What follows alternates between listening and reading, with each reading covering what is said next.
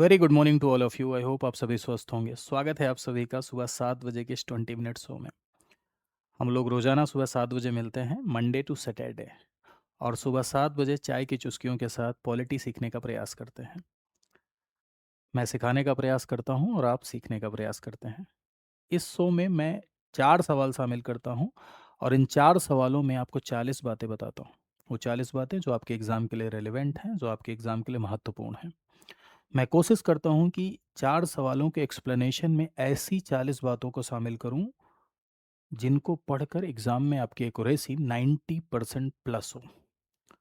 तो आई होप आप सभी इस सेशन को एंजॉय करते होंगे। अगर आपको अच्छा लगता है तो आप ज़रूर कमेंट सेक्शन में लिखा करिए और अपने दोस्तों के मध्य इसे शेयर भी किया करिए। इस शो को हिट करने की जिम्मेदारी आपकी है और 4 सवाल के माध्यम से आपको ढेर सारी बातें बताने की जिम्मेदारी मेरी है। तो चलिए शुरू करते हैं। If you are preparing for the UPPCS pre, अगर आप यूपीपीसीएस प्री की तैयारी कर रहे हैं, यदि आप आरओ की तैयारी कर रहे हैं या वीओ की तैयारी कर रहे हैं, तो ये सेशन आपके लिए महत्वपूर्ण होता है। तो पहला सवाल देखिए आपकी स्क्रीन पर है। कंसिडर द फॉलोइंग स्टेटमेंट, निम्नलिखित कथनों पर विचार कीजिए। Directive principle of state policy, DPSP, part 4 of the constitution यानी संविधान के भाग 4 में है। निदेशक तत्व संविधान के भाग 4 में है, पहला स्टेटमेंट। दूसरा स्टेटमेंट आपका कह रहा है कि डायरेक्टिव प्रिंसिपल और इन्फोर्सिएबल बाई कोर्ट, यानी नीति निदेशक तत्व न्यायालय के द्वारा प्रवर्तनीय है, यानी कोर्ट में इन्फोर्सिएबल है। और तीसरा आपका है directive principle aim to establish welfare state, यानी नीति निदेशक तत्वों का उद्देश्य कल्याणकारी राज्य की स्थापना करना है, यानी वेलफेयर स्टेट बनाना है। अब इस सवाल की व्याख्या में मैं आपको ढेर सारी बातें बताऊंगा और ऐसी बातें कि कभी भी डीपीएसपी के फीचर से रिलेटेड अगर कोई सवाल आया तो सवाल आप कर ले जाएंगे, मेरा दावा है। तो आइए समझते हैं जरा। यदि आप अधिकारों की बात करते हैं मेरे भाई, तो इंडियन कॉन्स्टिट्यूशन में राइट्स को 2 भाग में क्लासिफाई करके रखा गया है। एक जिसे आप कहते हैं गारंटीड राइट्स। गारंटीड राइट्स जिन पर गारंटी मिली हुई है वो मौलिक अधिकार हैं। ये संविधान के भाग 3 में है, पार्ट 3 में है। ये ऐसे अधिकार हैं जिन पर गारंटी मिली है, यानी इन्हें कोर्ट में जाके आप क्लेम कर सकते हैं। न मिलने पर अनुच्छेद 32 के तहत सुप्रीम कोर्ट और 226 के तहत आप हाई कोर्ट का दरवाजा खटखटा सकते हैं। मौलिक अधिकार ऐसे अधिकार हैं जो कि न्यायोचित हैं, जस्टिसिएबल हैं, इन्फोर्सिएबल हैं, कोर्ट में जाके क्लेम किया जा सकता है। मौलिक अधिकार गारंटीड हैं, यानी राज्य के लिए बाध्यकारी हैं। और दूसरे अधिकार आपके नॉन गारंटीड राइट्स, जो कि आपकी डीपीएसपी में दिखाई पड़ेंगे, directive principle of state policy. ये संविधान का भाग 4 है, part 4 of the Indian constitution है। ये राज्य के लिए बाध्यकारी नहीं है, ये नॉन गारंटीड है, यानी इनको कोर्ट में जाके आप क्लेम नहीं कर सकते। अगर मौलिक अधिकार में लिखा है रोज सुबह सो के उठोगे तो एक रसगुल्ला मिलेगा, अगर रसगुल्ला मिल गया तो ठीक है, नहीं मिला तो आप कोर्ट जा सकते हैं। लेकिन डीपीएसपी में लिखा है तो इसके लिए आप न्यायालय का दरवाजा नहीं खटखटा सकते हैं। Directive principle of state policy का उद्देश्य है कलेक्टिव वेलफेयर, सामूहिक हित सुनिश्चित करना, जन कल्याणकारी, लोक कल्याणकारी राज्य की स्थापना करना। ये किसका उद्देश्य है? ये डीपीएसपी का उद्देश्य है। मौलिक अधिकार का उद्देश्य है पॉलिटिकल जस्टिस को इंश्योर करना। मौलिक अधिकार का उद्देश्य है कि व्यक्ति के सर्वांगीण विकास, यानी व्यक्ति के ओवरऑल डेवलपमेंट को इंश्योर करना। किसी भी व्यक्ति के सर्वांगीण विकास, ओवरऑल डेवलपमेंट के लिए जो अधिकार जरूरी होते हैं वो मौलिक अधिकार है। डीपीएसपी को राज्य के लिए बाध्यकारी नहीं बनाया गया शुरुआत में, क्योंकि हमारे पास इतने रिसोर्सेज नहीं थे, इतने संसाधन नहीं थे कि हम इसे बाध्यकारी बनाते। इसीलिए राज्य की इच्छा पर छोड़ दिया गया। राज्य से ये एक्सपेक्ट किया गया, राज्य से अपेक्षा की गई कि डीपीएसपी को फॉलो करें। डीपीएसपी राज्य के लिए बाध्यकारी नहीं है, but fundamental for the governance. Article 37 कहता है कि DPSP is not enforceable in any court of law, यानी किसी भी न्यायालय में लागू नहीं है, but fundamental for the governance, शासन के लिए जरूरी है, शासन के लिए मूलभूत है। यानी राज्य उसे अपनी आंखों का सुरमा बना के रखेगा। यानी सरकार नीति बनाते समय, पॉलिसी बनाते समय, लॉ बनाते समय डीपीएसपी को फॉलो करेगी, ऐसी उससे अपेक्षा की जा रही है। क्यों फॉलो करेगी? To make a welfare state, लोक कल्याणकारी राज्य की स्थापना के लिए। और अधिकारों को 2 वर्गों में बांटा जाए, इस बात की सलाह कॉन्स्टिट्यूएंट असेंबली में बीएन राव ने दी थी, वेनेगल नरसिंह राव, जो कि संविधान सभा के संवैधानिक सलाहकार थे। चलिए कुछ बातें और देख लेते हैं डीपीएसपी से संबंधित फटाफट, जो कि प्रीलिम्स पॉइंटर होंगे आपके लिए। Directive principle of state policy, ये कॉन्स्टिट्यूशन के पार्ट 4 में है, भाग 4 में है, 36 से लेके 51 तक हैं। ये राज्य के लिए बाइंडिंग नहीं है, यानी नॉन बाइंडिंग नेचर के हैं, बाध्यकारी नहीं है। दैट मीन्स कि ये नॉन गारंटीड हैं, इन पर गारंटी नहीं मिली है।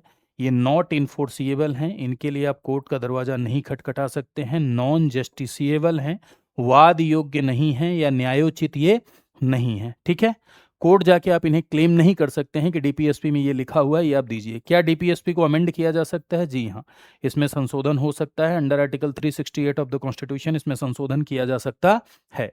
सस्पेंशन तो डीपीएसपी ऑलरेडी यानी पहले से निलंबित रहते हैं, क्योंकि भैया इनको लागू करने के लिए कानून बनाना पड़ता है, ये स्वतः लागू नहीं है। इसीलिए कहा जाता है कि डीपीएसपी पहले से सस्पेंडेड है, पहले से निलंबित है। इनको लागू करने के लिए अगर डीपीएसपी को लागू करना है तो क्या करना बनाना पड़ेगा?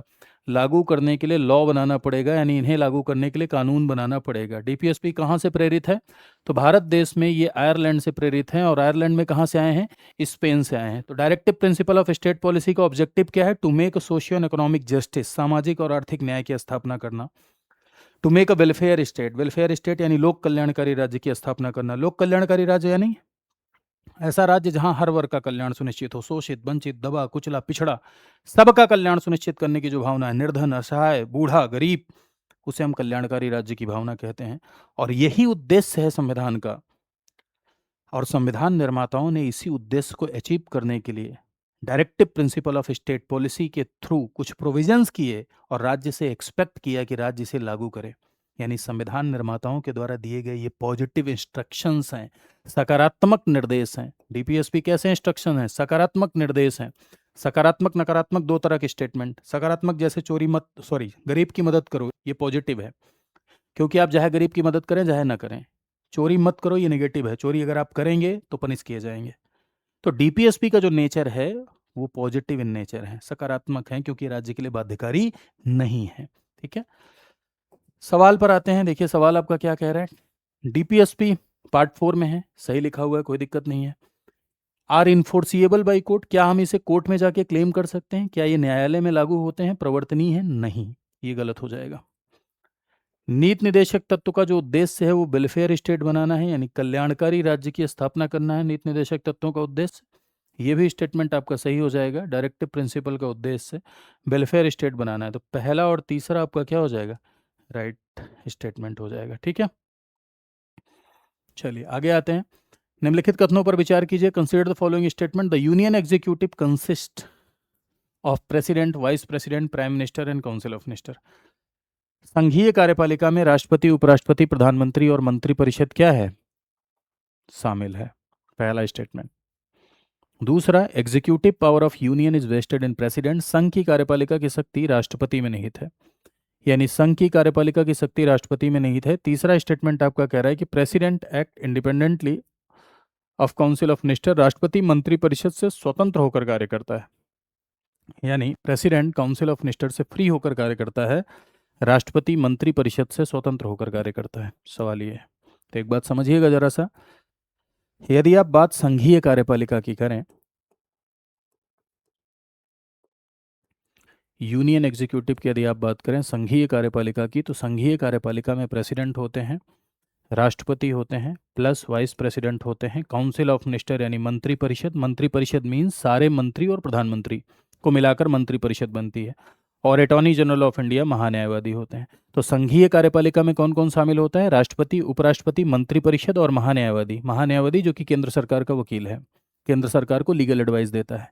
ये संघीय कार्यपालिका का हिस्सा है, कई बार ये एग्जाम में भी आया हुआ है। तो पहला स्टेटमेंट जो लिखा हुआ है कि कार्यपालिका में राष्ट्रपति, उपराष्ट्रपति, प्रधानमंत्री, मंत्रिपरिषद शामिल है, हाँ सब शामिल है। अटॉर्नी जनरल नहीं लिखा हुआ है, कोई बात नहीं, जितना लिखा है उतना शामिल है ना जी। कार्यपालिका की शक्ति राष्ट्रपति में निहित है। आर्टिकल 53 पढ़ेंगे तो सीधे सीधे लिखा हुआ है कि कार्यपालिका की शक्तियां राष्ट्रपति में निहित होंगी, और राष्ट्रपति इन शक्तियों का प्रयोग संविधान के अनुसार या तो स्वयं या अधीनस्थ अधिकारियों के माध्यम से करेगा, यानी या स्वयं या सबॉर्डिनेट ऑफिसर के माध्यम से करेगा। और सबॉर्डिनेट ऑफिसर टर्म में काउंसिल ऑफ मिनिस्टर इंक्लूडेड है। यानी कहने का अर्थ यह है कि कार्यपालिका की शक्ति राष्ट्रपति में होगी, और राष्ट्रपति इसका प्रयोग किसकी सलाह पर करेगा? मंत्रिपरिषद की सलाह पर करेगा। तो ये भी सही है आपका। प्रेसिडेंट मंत्रिपरिषद से स्वतंत्र होकर कार्य करता है? हाँ, ना भाई, भारत देश में पार्लियामेंट्री सिस्टम है, और पार्लियामेंट्री सिस्टम में मेरे भाई दोहरी कार्यपालिका होती है, एक नाम मात्र की, एक वास्तविक। नाम मात्र की कार्यपालिका प्रेसिडेंट है, राष्ट्रपति है। राष्ट्रपति काउंसिल ऑफ मिनिस्टर की सलाह पर कार्य करता है, और काउंसिल ऑफ मिनिस्टर की सलाह को मानने के लिए बाध्य है, एक बार वापस कर सकता है, एक बार रिकंसिडरेशन के लिए भेज सकता है, और यदि दोबारा सलाह दी गई, फिर से सलाह दी गई, तो रिकंसिडरेशन के बाद यदि फिर से सलाह दी गई, तो ऐसे में राष्ट्रपति उस पर सिग्नेचर करने के लिए क्या हो जाएगा, बाध्य हो जाएगा। तो कहने का अर्थ क्या है कि भाई राष्ट्रपति मंत्रिपरिषद से स्वतंत्र होकर कार्य करता है? जी नहीं। हाँ, कुछ ऐसी परिस्थितियां बनती हैं, जनरल स्टेटमेंट ये गलत होगा, कुछ ऐसी परिस्थितियां बनती हैं, कुछ ऐसी सिचुएशन होती है जब प्रेसिडेंट काउंसिल ऑफ मिनिस्टर से फ्री होकर कार्य करता है, जब राष्ट्रपति मंत्रिपरिषद से स्वतंत्र होकर कार्य करता है, ऐसी कुछ सिचुएशन बनती है, उसे कहते हैं प्रेसिडेंट का सिचुएशनल डिस्क्रेशन, यानी प्रेसिडेंट का परिस्थितिजन्य विवेक। तो परिस्थितिजन्य विवेक को छोड़ दें, यानी कुछ परिस्थितियां छोड़ दें, तो राष्ट्रपति काउंसिल ऑफ मिनिस्टर की बात को मानने के लिए बाउंड होता है, इसीलिए राष्ट्रपति नाम मात्र का प्रमुख है। तो ये स्टेटमेंट आपका गलत हो जाएगा, पहला और दूसरा आपका सही है। ठीक है, नेक्स्ट पर आते हैं। अगला सवाल कह रहा है निम्नलिखित कथनों पर विचार कीजिए। भारत के राष्ट्रपति का चुनाव अप्रत्यक्ष रूप से होता है। President of India is elected indirectly, पहला स्टेटमेंट। दूसरा, members of state legislative council participate in the presidential election, राज्य विधानसभा के सदस्य राष्ट्रपति के चुनाव में पार्टिसिपेट करते हैं, यानी राज्य विधानसभा के सदस्य राष्ट्रपति के चुनाव में भाग लेते हैं। President hold office for 5 year, यानी राष्ट्रपति का कार्यकाल 5 वर्ष का होता है। उपयुक्त में से कौन सा सही है ये आपको बताना है, कौन सा राइट स्टेटमेंट है। ये तो सरल सवाल है, आराम से आप बता सकते हैं। प्रेसिडेंशियल इलेक्शन की यदि आप बात करें तो हमारे भारत देश में राष्ट्रपति का चुनाव, प्रेसिडेंट का जो इलेक्शन है मेरे भाई, वो डायरेक्ट नहीं होता बल्कि इनडायरेक्ट होता है। प्रेसिडेंट का इलेक्शन इनडायरेक्ट होता है, यानी अप्रत्यक्ष होता है। डायरेक्ट जनता पार्टिसिपेट नहीं करती, बल्कि जनता के द्वारा चुने गए प्रतिनिधि भाग लेते हैं। कौन भाग लेता है राष्ट्रपति के चुनाव में? तो राष्ट्रपति के चुनाव में एमपी भाग लेते हैं, लोकसभा और राज्यसभा के निर्वाचित सदस्य, प्लस एमएलए भाग लेते हैं, राज्य विधानसभा के निर्वाचित सदस्य, प्लस एमएलए भाग लेते हैं दिल्ली और पुडुचेरी विधानसभा के निर्वाचित सदस्य। और ये बात बाद में जोड़ी गई 70वें संविधान संशोधन के द्वारा। ठीक है, और जो लोग राष्ट्रपति के चुनाव में भाग लेते हैं उसे इलेक्टोरल कॉलेज कहते हैं, निर्वाचक मंडल। और ये बात मेंशन है आर्टिकल 54 ऑफ द कॉन्स्टिट्यूशन में, अनुच्छेद 54 में। तो विधायक और सांसद भाग ले रहे हैं, वो भी निर्वाचित। जो लोग नॉमिनेटेड हैं वो प्रेसिडेंट के इलेक्शन में भाग नहीं लेते। लेजिस्लेटिव काउंसिल, विधान परिषद के सदस्य भाग नहीं लेते। सीक्रेट बैलेट से चुनाव होता है राष्ट्रपति का चुनाव, यानी गुप्त मतदान होता है राष्ट्रपति का। राष्ट्रपति के चुनाव की प्रक्रिया क्या है? प्रोपोर्शनल रिप्रेजेंटेशन के एसटीवीएस सिस्टम से, यानी single transferable vote system by the means of proportional representation, समानुपातिक प्रतिनिधित्व की एकल हस्तांतरणी मत पद्धति द्वारा, यानी single transferable vote system by the means of proportional representation, समानुपातिक प्रतिनिधित्व की एकल हस्तांतरणी मत पद्धति द्वारा चुनाव होता है। चुनाव को कंडक्ट कराता है इलेक्शन कमीशन, निर्वाचन आयोग चुनाव को कंडक्ट कराता है। चुनाव से रिलेटेड अगर कोई विवाद होता है तो विवाद सुलझाने की जो कोर्ट है, मूल कोर्ट जो है सुप्रीम कोर्ट है। सुप्रीम कोर्ट के अलावा कोई अन्य न्यायालय विवादों का निपटारा नहीं करा सकता, सिर्फ सुप्रीम कोर्ट कराएगा। प्रेसिडेंट के इलेक्शन में पार्टिसिपेट करने वाले व्यक्ति के पास 50 प्रस्तावक और 50 अनुमोदक होने चाहिए, जो कि इलेक्टोरल कॉलेज से होते हैं, निर्वाचक मंडल से होते हैं। ये लोग सपोर्ट करेंगे तभी कैंडिडेट बन सकता है। प्रेसिडेंट के इलेक्शन में जो कैंडिडेट बनता है उसे 15,000 रुपया सिक्योरिटी मनी जमा करना होता है, और इस सिक्योरिटी मनी बचाने के लिए 1/6 वोट पाना है। 1/6 कुल वोट का 1/6 पाना है सिक्योरिटी मनी बचाने के लिए। अगर नहीं बचा पाया तो उसे कहते हैं जमानत जब्त हो गई। तो ये कुछ प्रीलिम के फैक्ट हैं, ये छोटे छोटे फैक्ट हैं जो 2-2 रुपए में एग्जाम में पूछे जाते हैं। ठीक है, तो ध्यान दीजिएगा इसको। तो president of India is elected indirectly, सही लिखा है। Member of state legislative council भाग लेते नहीं भैया। लेजिस्लेटिव काउंसिल, विधान परिषद के सदस्य जिन्हें आप एमएलसी कहते हैं, ये राष्ट्रपति के चुनाव में पार्टिसिपेट नहीं करते। विधानसभा के निर्वाचित सदस्य करते हैं, लेकिन विधान परिषद के सदस्य भाग नहीं लेते हैं। तीसरा कह रहा है president hold office for 5 year, यानी 5 साल का कार्यकाल। जी हाँ, article 56 of the constitution is dealing about the term of office of president. 5 साल का कार्यकाल इनका होता है। इस 5 साल के दौरान राष्ट्रपति अपना इस्तीफा देना चाहे तो वाइस प्रेसिडेंट को दे सकता है। इस 5 साल के दौरान राष्ट्रपति अपना रिजिग्नेशन वाइस प्रेसिडेंट को दे सकता है। साथ ही साथ इस 5 साल के दौरान उसे डायरेक्ट नहीं हटाया जा सकता, हटाने के लिए इम्पीचमेंट लगाना पड़ता है, महाभियोग। महाभियोग के द्वारा ही इसे 5 साल के दौरान हटाया जा सकता है। तो ये तीसरा स्टेटमेंट आपका बिल्कुल सही है, पहला भी बिल्कुल सही है, दूसरा आपका गलत हो जाएगा। तो इसमें आंसर हो जाएगा first and third is your right answer. ठीक है, नेक्स्ट पर आते हैं। कंसिडर द फॉलोइंग स्टेटमेंट, निम्नलिखित कथनों पर विचार कीजिए। Right to privacy has been recognised as a fundamental right, निजता के अधिकार को मौलिक अधिकार के रूप में मान्यता दी गई है। Right to privacy flows from article 21, निजता का अधिकार अनुच्छेद 21 से प्राप्त होता है। Right to privacy is an absolute right without any restriction, यानी एक एब्सोल्यूट अधिकार है जिस पर कोई प्रतिबंध नहीं है। ये आपसे सवाल पूछा जा रहा है और कौन सा करेक्ट है आपको बताना है। ये भी देख लिया करिए कि करेक्ट पूछ रहा है या नॉट करेक्ट पूछ रहा है, ठीक है। कभी कभी होता है क्या है कि नॉट करेक्ट पूछ लेता है और हम करेक्ट करके चले जाते हैं और मामला बिगड़ जाता है, सवाल क्या हो जाता है, गलत हो जाता है। बताइए।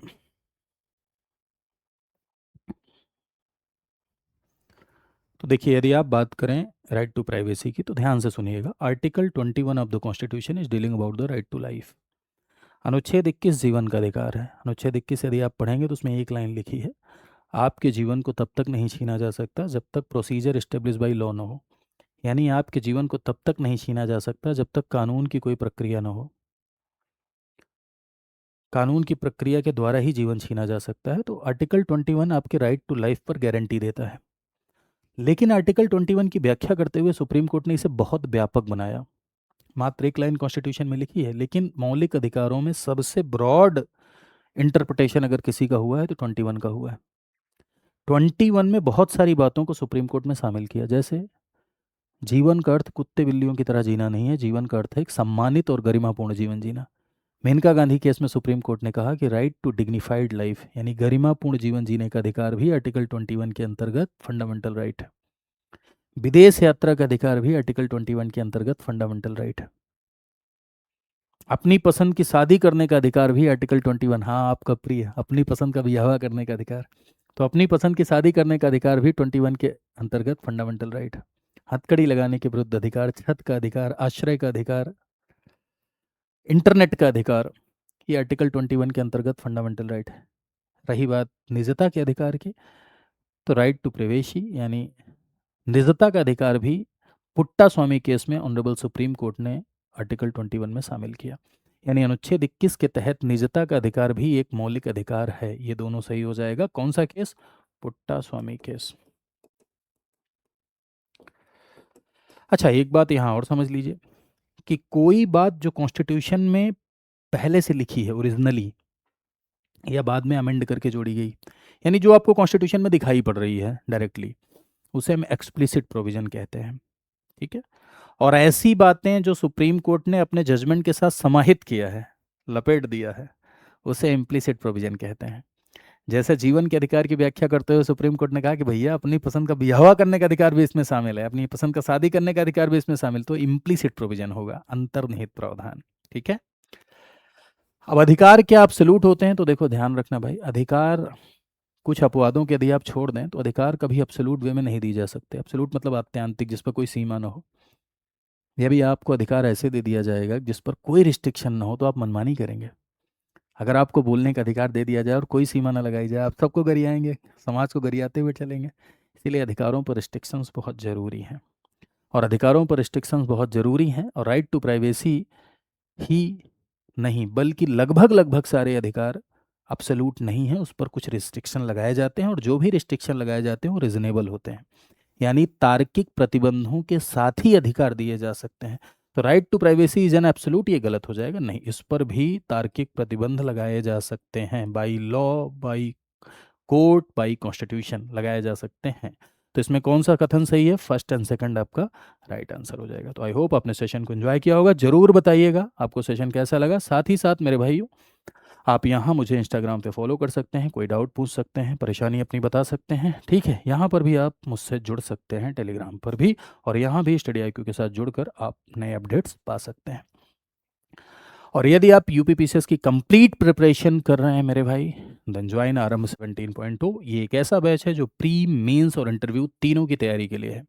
ये एक लाइव फाउंडेशन बैच है, यानी पूरा का पूरा कोर्स आपको लाइव पढ़ाया जाता है, आपके भीतर फाउंडेशन डेवलप किया जाता है। दो तरह का कोर्स होता है, गोल्ड एंड प्लेटिनम।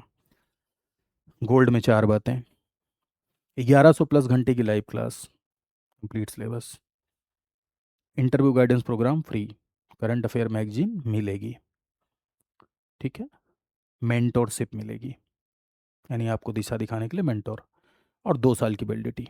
ये 5 फीचर है गोल्ड के। प्लेटिनम के ये जो गोल्ड में 5 फीचर हैं ये तो मिलेगा ही मिलेगा, यानी प्लेटिनम में गोल्ड समाहित है। इसके साथ साथ एक फाउंडेशन बैच एक्स्ट्रा, एक प्री का बैच एक्स्ट्रा, एक मेंस का बैच एक्स्ट्रा, एक एनसीईआरटी का बैच एक्स्ट्रा, 4 साल की वैलिडिटी, किताबें आपके घर जाएंगी, फैकल्टीज़ के द्वारा भी मेंटोरशिप मिलेगी, ग्रुप मेंटोरशिप। तो ये प्लेटिनम है। फीस गोल्ड की 11,999, प्लेटिनम की 18,999, लेकिन ये कोड लगाने के बाद ही, कोड है VL लाइव। कैसे लगाएंगे कोड? तो इसके लिए आपको जाना होगा studyIQ.com पर। यहाँ जाइए studyIQ पर, studyIQ.com ओपन करिए, यहाँ सेलेक्ट करिए स्टेट PCS, सेलेक्ट करिए उत्तर प्रदेश। उत्तर प्रदेश सेलेक्ट करने के बाद यहाँ क्लिक करिए ARM 17.0 में। बाय नाउ पे जाइए, यहाँ आप फीचर्स पढ़ सकते हैं, डाउनलोड करके बैच की सारी डिटेल जान सकते हैं। 9289996923 पर कॉल करके आप काउंसलिंग प्राप्त कर सकते हैं, सारी जानकारी ले सकते हैं। और इसके साथ साथ मेरे प्यारे भाइयों, बाय नाउ पे क्लिक करेंगे, कूपन लगाने का ऑप्शन आएगा, कूपन लगाइए VL लाइव और डिस्काउंट अवेल करिए, बैच में एनरोल करिए, अपनी तैयारी को बेहतर बनाइए हमारे साथ जुड़कर। तो आज के लिए इतना ही, मिलते हैं नेक्स्ट सेशन में। Thank you so much to all of you. और हाँ, ध्यान दीजिएगा, आज से आपके लिए सुबह 11:30 बजे एक लाइव क्लास भी चलेगी ऐसे ही प्रश्नों की, तो उसमें भी आप लोग जुड़ना न भूलें, सुबह 11:30 बजे। तो तैयार रहिए, ठीक है। सुबह 11:30 बजे एक लाइव क्लास आपकी चलेगी, जो कि प्रश्नों की क्लास है, इसी यूट्यूब चैनल पर। तो उसमें भी जुड़ें। वो भी क्लास आपकी पॉलिटी की अंडरस्टैंडिंग के लिए है, उत्तराखंड PCS की जो तैयारी कर रहे हैं, UP PCS की जो तैयारी कर रहे हैं। 5 इंपॉर्टेंट सेशन है, 5 स्पेशल टॉपिक्स पर, प्रश्नों के साथ ही हैं, तो उसमें भी जुड़ें। Thank you so much.